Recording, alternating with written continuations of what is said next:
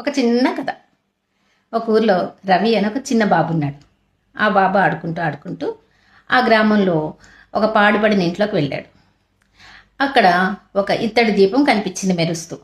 ఆ దీపం తీసి ఇలా రుద్దుతూ ఉంటే అందులోంచి ఒక శబ్దం బయటకు వచ్చింది. ఆ శబ్దం వినగానే బాబు భయపడ్డాడు. కానీ ఆ దీపం అంది, నేను ఒక రక్షకాత్మని, నువ్వు ఏదైనా ఒక కోరిక కోరుకో, నీ కోరిక నెరవేరుస్తాను అంది.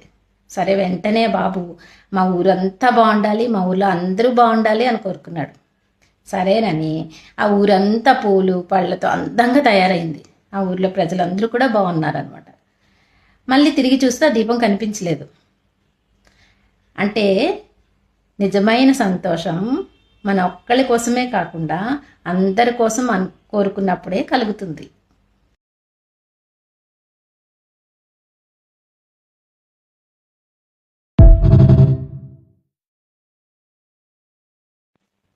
ఒక చిన్న కథ. ఒక ఊర్లో రవి అని ఒక చిన్న బాబు ఉన్నాడు. ఆ బాబు ఆడుకుంటూ ఆడుకుంటూ ఆ గ్రామంలో ఒక పాడుపడిన ఇంట్లోకి వెళ్ళాడు. అక్కడ ఒక ఇత్తడి దీపం కనిపించింది మెరుస్తూ. ఆ దీపం తీసి ఇలా రుద్దుతూ ఉంటే అందులోంచి ఒక శబ్దం బయటకు వచ్చింది. ఆ శబ్దం వినగానే బాబు భయపడ్డాడు. కానీ ఆ దీపం అంది, నేను ఒక రక్షకాత్మని, నువ్వు ఏదైనా ఒక కోరిక కోరుకో, నీ కోరిక నెరవేరుస్తాను అంది.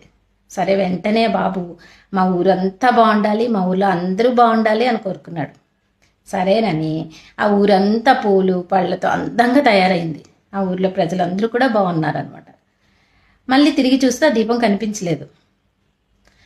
అంటే నిజమైన సంతోషం మన ఒక్కళ్ళ కోసమే కాకుండా అందరి కోసం కోరుకున్నప్పుడే కలుగుతుంది.